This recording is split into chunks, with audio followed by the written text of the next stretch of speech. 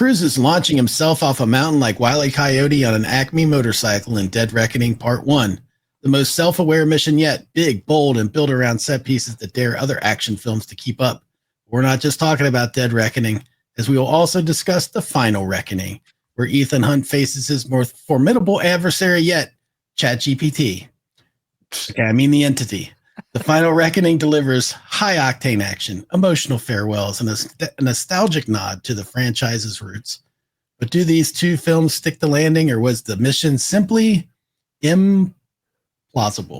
Dun, dun, dun, unattainable, hopeless, unsolvable, dare I say, impossible. I dared and I did, Andy. You know what this podcast needs, Gary? It needs to be going to the Impossible Mission Task Force. Yes. Because it's impossible. So we're going to give it to you, then expect you to make it possible, and then to criticize you when you make it happen. And then threaten to pull your funding and just fire everybody. For doing your job. If you can't do the thing that we've decided is impossible. This is not possible to be done. So you need a refresher on these? I do, because it's been a hot couple months since we've actually talked about Mission Impossible. We've been on a sidetracked mission, and we kind of forgot about these movies. Yeah, we did a bunch of 2 more to do. This was the main quest. We went on a bunch of side quests, and so here we are. So in Dead Reckoning, the IMF faces the all-powerful AI known as the Entity, which has infiltrated global systems, and Ethan Hunt has to track down a key to control the Entity while facing the deadly opposition from Gabriel, a ghost from his past. If this helps you, the heist in this one is the core infiltration during the Abu Dhabi airport sequence, where Ethan and his team has to intercept the buyer for half of the mysterious key. There's the airport misdirection. Mm-hmm. There's a car chase through Rome. Yes. And then you've got one of the bigger pieces of the film. It sounded like a storm or something. Was where he has to get onto the train. Yeah. So that's and this one has the motorcycle jump, right? Correct. Yeah.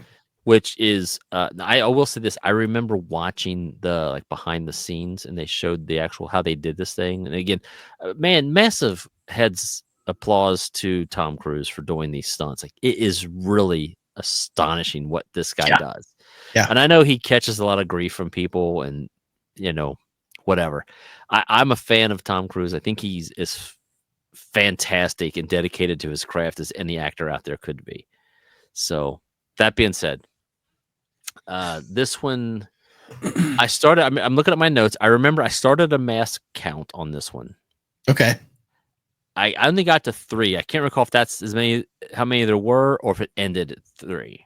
I just stopped counting. I've got a total of 1, but okay. So real quick, before we go into any of these details, I'm relying on notes. Yeah, because I also don't recall these. We're recording this way later, as you know. When you see this, it's probably going to be a week out from when we recorded it, which is probably a month and a half out from when we watched it. So keep that in mind. And seeing all of them kind of in a short period of time also makes a lot of the details a little goofy. But I've got the Ethan uses a Kittredge mask to deceive the arms dealer on the train. Benji and Grace pull off classic misdirections, but they don't actually use mask. Is this the one where the mask thing malfunctions? Yeah. And then there's the Entity uses digital manipulation, causing kind of a mask by faking voices and camera feeds. So it's not a physical mask. Yeah. Now again, I don't know if that's accurate or not. That's merely going off the notes that I have here. I just can't recall all the right. things. Yeah, this is us being bad show producers because we waited way too long. We should have recorded it a long time ago. But so I'll just run down my notes real quick that I remember, and this is for 7. I like that it opens with the submarine Phantom destroyed by its own missile. That was interesting. Yeah. The search for the key was interesting. The desert gunfight in the sandstorm I thought was really a fascinating way to show a gunfight, because I kind of felt it. I remember I felt like my breath being taken away by some of the sandstormy stuff. The car chase, well, I think it was the one in Rome with the Fiat, the little yellow Fiat, Yep. was just fantastic. If I remember correctly, they're handcuffed. He has to switch over. He has to drive. She can't drive for some reason, and it's a fantastic, entertaining shot of film car chase. Yeah. Yeah. If that run on sentence made any sense to Well, anybody. it's not just a car. Because of that, it's not just a car chase. Yeah. It's got a lot of playful and fun elements to it that make it really that much more interesting. It was fun. Besides the insanity of this car chase. I love that. That reminds me, isn't this the movie where he goes up and he's getting his new car, which is the Fiat, but I think she thinks it's a sports car next to her. Yeah. That's true. So there's some nice little comedic elements in there as well.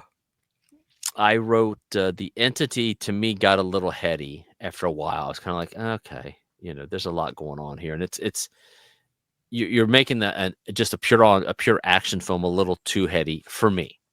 Yeah, the simpleton. And the train crash scene was very intense. I just thought it was a little long. Mm-hmm. But the motorcycle scene in this was fantastic. Just almost worth the price of admission to watch the train scene and the motorcycle. It's really good. They do such a good job of keeping you literally on the edge of your seat watching this. Like, I don't know. It's like they keep setting the bar a little higher with each of these films, and I like that. So I'm on board. I think it's good. Yeah, I appreciate the pacing of it too. It's not just one action sequence. I think we've talked about this in a previous episode. It feels like it's stacked action sequences. So just as you think you're going to catch your breath in a moment, the next problem arises. It has the next scene. That train thing is one of them that kind of, you've got to jump onto it, and then all the things that happen in it, and then it going off the side and the climbing up, all that stuff plays into like just an ongoing, it's very long. Action. Yeah, it is, but fun. I mean, the ending is kind of like like you said, you are in the theater, you are on the edge of your seat for that. You're like it does kind of bring you up a little bit to like, I love getting into films when that does that to you, when you are able to actually feel like you're in that moment a little bit. Sometimes it's way too easy to just sit back and watch a film and not just that you're just watching events happen. This has I think that's part of the idea of the pacing too, is that you start feeling the stakes a little more. Yeah. We can switch the other one in a minute, but I don't want to go blow past this one without talking about, first of all, what our ratings would be for it. And then I can also mention like the stunts that Tom Cruise does in this one is he does do the base jump off the cliff. He did hand-to-hand train fight. He did all that on top of a real moving train. Which again, insane. And on top of that, the driving in Rome, again, insane. He was doing some of that, the drifting of the Fiat through those streets. I'm sure a lot of that. I mean, I don't know how it was all filmed, but I'm sure some of it was, on a rig. Yeah, that was going through there. But there are elements that you see the full car, so it's definitely him driving in some spots, performing the climbing and sliding through the train cars. Yes. And then aerial stunts and parachuting in the final act. So the guy just does it all. I mean, on top of being a really good actor. I mean, he's just, you gotta, like you said, you gotta tip your hat to the guy. I mean, he's he catches a lot of grief from people because he's so over the top, but like, God, this guy's good. He's good at what he does. Yeah. So I don't know. I don't give him any grief. I like Tom Cruise. So. Yeah. Me too. What'd you think about the movie as far as poos? So, started me on in there. Remember, we were doing out of 10 on this one. We weren't doing the poos. Were we? Yeah. Oh Because crap! my notes have it. I gave it an 8 for length, Are you sure? Because I don't have any of the. but I gave it a 9 for otherwise. So I think if it's a 9 out of 10.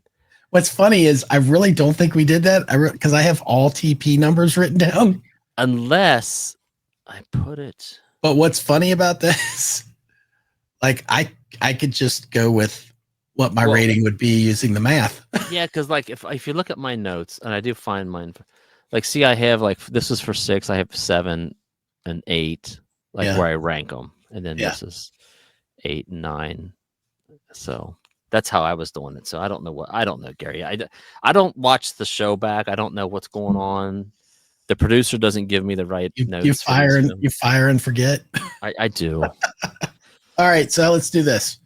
Dead Reckoning in your poo rating, and then also in your. Okay. How about that? In poos, I would give it a 4. I think it's a good movie. Oh, whoa. 4 poos is bad. Oh yeah, God. I give it a 2. God, I don't. What is happening? I give it a 2 poos. 2 poos, or an 8 or a 9 out of 10, depending on which range. I think it's a little long. That knocked it down to an 8, but overall it's a 9. It's a solid movie. Good movie. Okay. Watch it. 1.5. I would give it a half a TP. The foot is down. 1.5. I don't mind the heady stuff so much. It's too much for me. If I was to give it, so that's the stinky rating would be the 0.5. So it's barely stinky to me, which would put it, I guess, what at a 90-ish. Yeah. 9. Yeah, 9. So mine would probably be the same, half to 1. I'll give it a 9. 9. Out of 10. we should do our ratings as the count from now on. Right. 2. 1, 2, 3, 4, 5, 6, 7, 8, 9 stars on this one. 9. With my little weird puppet hands. 9. Is anybody still paying attention to us at this point? No. Okay. With that in mind, let's switch to Final Reckoning. The Final Reckoning. Why are we doing this in 2? Because really, I don't know how many people really care anymore about the Mission Impossible, but we have a mission of our own. It seems impossible. And we are trying to get it done. So in the wake of Dead Reckoning, Ethan Hunt and his IMF team confront their most formidable adversary, the Entity, a rogue AI threatening global annihilation. They have to race against time to retrieve the source code from the sunken Russian submarine from the beginning of the previous film. And Ethan grapples with personal demons and the weight of his past. The mission tests the team's limit and culminating in a high-stakes showdown that could determine the fate of humanity. Andy, look, there is one thing in this film. This movie is coming out on video on demand, I believe, on the 19th of August. So you're going to see this before it actually comes to streaming. With that in mind, I don't want to ruin. There's a particular throwback in this film that I don't want to ruin at all. But I love the throwback, if you know what I'm talking about. I think other people have probably talked about it, said it's a character. So I'll say at least there's a character from the past that comes back that's very rewarding, I think, and plays to some comedy and a hero moment. I'll leave it at that. If you don't recall, I'm talking about Andy because it's been a while. I'll do the Kevin thing and tell you off screen. Yeah. Sorry, Kevin. So the pivotal heist in this one is infiltrating this sunken Russian submarine to retrieve the core module, which, if you recall that one, he's got he's kind of the missile. Isn't there some things that kind of shift around in that whole thing? And as the submarine kind of moves around a lot. Yes. When he's in it. And yes, it's hard to get it's hard to get to his destination. Well, of course. Because it's impossible, Gary. Mission. There's a let's see what else we got here. Trying to avoid any spoilers. There's the aerial chase. Which yes, he did pilot a vintage biplane in this film. Does he own a vintage biplane? I don't know. I don't I have think that. he does. Maybe he does. Maybe that's how he practiced. He In his performed backyard. he performed a lot of extensive underwater sequences for that particular scene that I'm talking about in the sub. There's a mention of the train sequence here, but I am drawing a blank on the train sequence. I feel like is that from the last one? I can't recall a train sequence at all in this film. I don't think that's from this film. Yeah, I know. This is we messed up by not doing this immediately. We truly did. Watch us all flounder, everybody. All of you, Yeah. couple people watching. Yeah. Am I the only one? This is it's on topic but off topic. Am I the only one that thinks Shea Wiggum? You know who that is? No. I believe that's how you pronounce his name. He plays Jasper Briggs, which is Jim Felt. I might have just did a spoiler. I don't mind me to do a spoiler. I'll tell you who he is offhand. He reminds me of. He looks like he belongs in the Michael Douglas family. Oh, He kind of looks a little like I don't know. Am I the only one that thinks that? Do you know what I'm saying? Remember that guy? I know what you're saying. Yes, I know you're talking about. Yeah. Anyway, sorry. Yeah, wow, that's a nice pull. Good job, Jimmy. Like I said, kind of on topic, but not really. But it's almost like you and I are just talking to ourselves, you know. We are talking to ourselves. Well, not ourselves, but we're talking to each other, and we're recording it for some reason. This one has the underground facility thing. You've got they've got to do a swap out with the key thing to capture the entity. Remember this? Is this any of this ringing a bell? Really vague, man. Oh my God. This is I'm trying to. This is real time me trying to piece together this movie in my brain, which is not a knock on it because I actually really did enjoy it. So, look, I just rewatched the trailer and I still not positive what happened in this movie, only because the trailer does a lot of throwback to all of the movies. Yeah. And I'm like, oh wait, that wasn't in this movie, so I don't know. Yeah, I'm not trusting the notes on this. It's not good entertainment for anybody. No, it's not. I don't blame anybody if you've checked out by this point. Just don't unsubscribe. This is please don't do that. In fact, put a like down now and quit watching.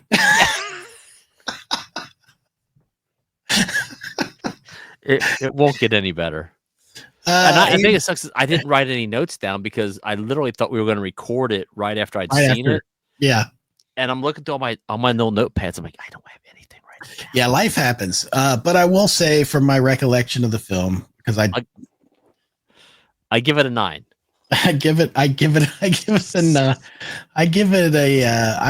an 8, 8.5 to 9. Give it 1 TP. I like the setup for it better than I like this movie, but I did enjoy this movie, and I loved a lot of the throwback stuff that happens in it and giving certain characters their moment to shine. There was a lot of that in this.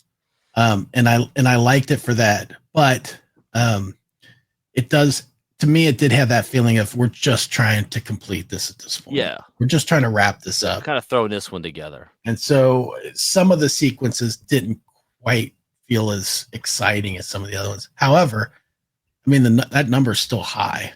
It's still a great movie. I still enjoy it. Well, just maybe didn't quite enjoy it as much, but yeah, it's good.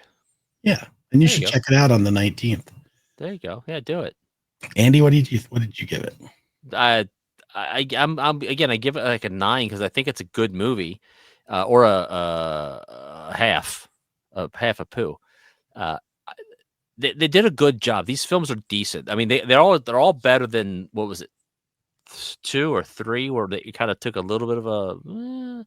2 was just. I mean, I can't. It just seems like once J.J. Abrams became. 2 was number 2. Yeah, became part of this. They all just got progressively. Yeah. Maybe not better, but just solid entertainment. I think J.J. Abrams reinvigorated the idea. Yeah. And gave it a real course to kind of go on. And from then on, it just really kind of kept upping the ante each time. And you might say it may have overstayed its welcome by going to 8. I don't know. I mean, they had to sew it up. So Yeah. there you go. And I think it's rewarding. Like I said, for some of the characters, it's a rewarding experience to have their kind of moment. So I don't want to go beyond that for it, but there we go. I think that's enough. That's enough. Gary, I just need you to trust me one more time. So like, comment, and subscribe. Like this movie. I mean, like this. Like the podcast. Like this video. Like this video. Help us out. Just help us out. Can you help? Tell your friends. If you like us, tell your friends. If you don't like us, tell 2 friends. Right. But that you do like us. But tell the 2 friends. If you like us, tell a friend to like us. If you don't like us, tell 2 friends that you do like us. Mash the buttons. Mash them down. You can gently tap them for all I care, as long as they actually get tapped. Use your Wreck-It Ralph hand and come down on it. That's timely.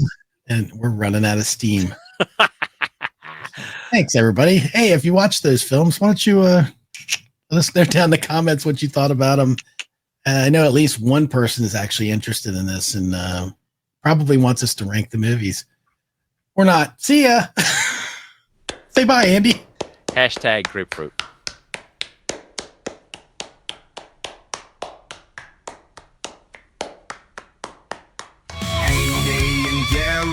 Coming to you with a new movie they like to review. Whether they liked it or you will soon see by their rating amounts of poo or TP. They rate things different than other shows. The higher the amount, the more it blows. Flick flops are unfiltered reviews of all of the movies we chose to view. We love some and other we've simply hated. You can find out by how much we rate it.